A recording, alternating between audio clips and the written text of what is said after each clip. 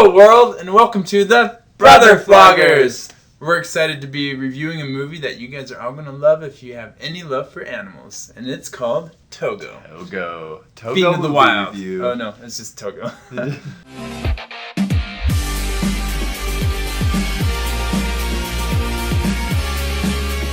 We're here to help you know what to watch and who to watch it with, so you can know if the movie is groovy for you.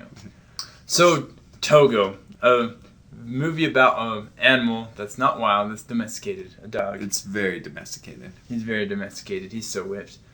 William Dafoe, who is Leonhard. Or Leonard. One of the two. It's spelled with an H, though. He has a really weird spelling. Anyway, so he's a dog musher up in Nome, Alaska, the most populous place on Earth. And he's basically the plot of the story is there's a disease, a diphtheria outbreak, I believe it was. Yep. Which is a true story. This really happened. Yeah, this is historically this true. This is the Balto story, essentially. No, it's Togo's story. This is the story of Togo. The real story with where Balto got all the credit. And they kind of slam on Balto a little bit. They do a little bit. That's because he got credit for decades. Yeah. But we digress. So basically, it's the story of him doing this incredible run across, I think the total mileage was like 650 miles, to basically get medicine to save this village from the plague of death, or diphtheria. For just children. Plague of death for children. And it centers around the lead dog who does most of the running of Togo. And acting. Most of the acting. Yeah, most of it is just him learning how to slobber when he's a puppy and learning how to unslobber when he's an adult. And to use his legs and to and brush his own fur. Yeah. And all kinds of stuff. And lick his paws clean after he eats. William Dafoe is kind of like the main character, him and Togo. So there's not a lot of, like, a big cast, but he does an amazing job. Oh, he's awesome. I love William Dafoe. I think he does really good. I liked him as a bad guy in Spider-Man, so I figured I'd watch him. I keep thinking, like, why doesn't he just get on his hang glider and fly across the snow? But, you know. He's wasting all this time. Come on, Green Goblin. It's really cool how they filmed this movie, too. Like, the director, I read just a little bit on this. The director, they actually filmed it in the Canadian Rockies. And he learned how the dogs do all these things. And so a lot of the shots are very, very beautiful across this landscape up in the Canadian Rockies. And high up on these mountains, they had to fly up to the top of mountains and then get rides up in high elevation. I think they were up at one point like 8,000 feet filming this. And they have a scene where they're hanging off the edge of a cliff. They actually like roped them up and had them like hang off the edge of a cliff. I actually wondered about that. The scenery is amazing. It's incredible. It almost makes you want to move to Alaska. Almost. Except you feel cold like this whole movie watching it. That is also true. It's like, oh my gosh, somebody just get a fire. At some points you're like, I'm moving to Alaska. And other points you're like, I'm never visiting. There. And it gives you a new appreciation for dog sledding. Yeah. And those dogs are they're incredible. You know, you watch all these different dog movies, but this one is pretty true, I think, to what happened. It's pretty historical. And because they wanted to kind of give Togo the light that he deserved, because he ended up running like 255 miles of this, where Balto, as we were talking about, he ran like 55. 20. Was it? I think it was 55. It was 50, yeah. Yeah, so he ran like so there's a whole bunch of dogs, a whole bunch of dog sledders, but Balto ran this huge amount. You mean Togo? Oh, Togo. You give him credit. I'm even giving credit to him. Balto just ran the last leg of the race. Yeah, so he was there when he was the one that took the medicine to the people, essentially. Yeah, it was a race against death. But it was Togo, not Balto, who actually ran this huge section with the dog sledder. Dafoe. Sapala. His name. I can't remember his name. The acting is phenomenal. I really love Fido, who is Togo. Maybe, I don't know his real name. He was a great actor. He'll be in other movies.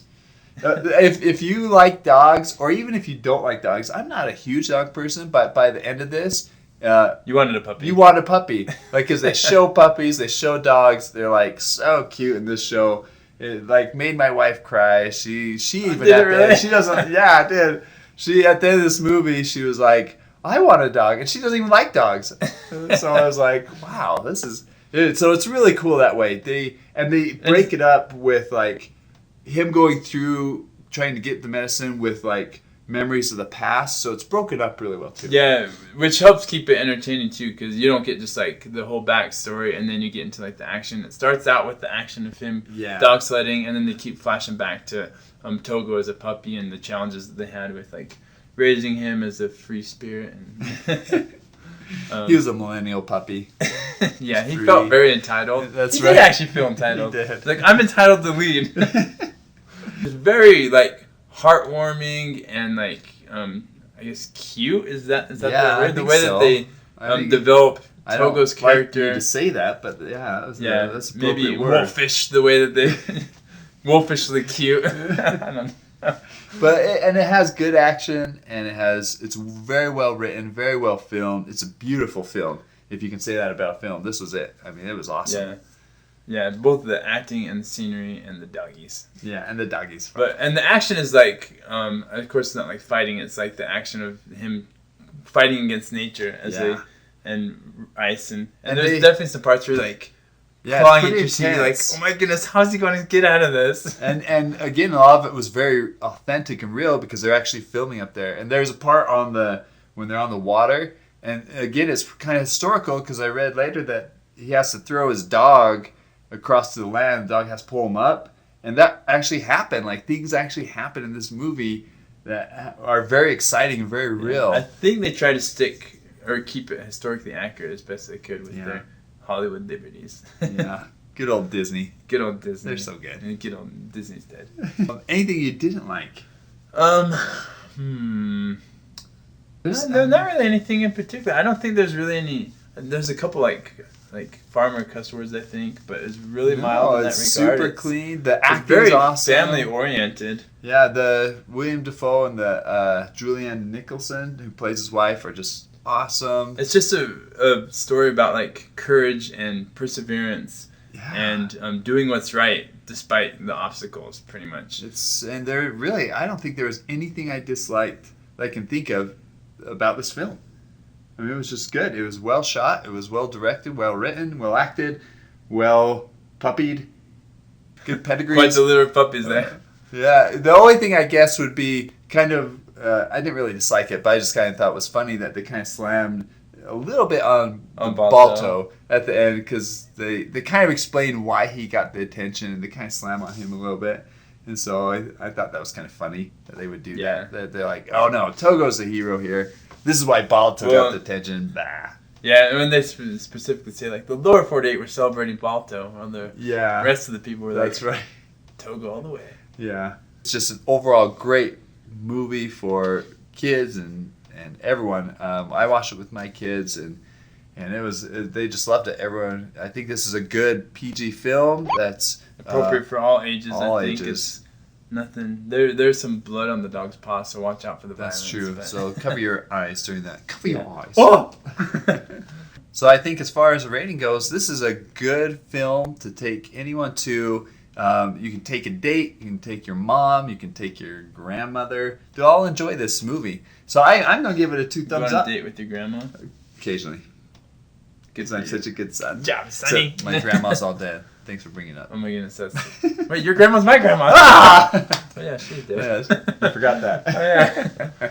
But yeah, I'd have to give it 2 thumbs up too. I mean, it's not like the most amazing movie in the world, but there's nothing real negative about it. You do have to get Disney Plus for it, so I'm not putting an ad for Disney Plus, but you have to get Disney Plus for it. Disney will conquer the world. Pretty soon, we're gonna have like a Disney regime coming over the world soon. Disney for president. Somehow the corporation for president. We want the whole Disney board as our president. We're gonna get one person. Thanks for watching our video today. Remember to like and subscribe and share it with all your buddies, both Homo sapien and Canis lupus. I think that's a wolf. Canine and human.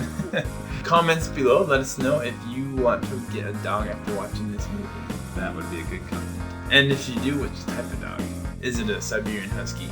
Or a wolf? Or a cougar? That's not a dog. Or just throwing that a mix between a cougar and a dog, which would be like a Duger? Cog? Cog? It's like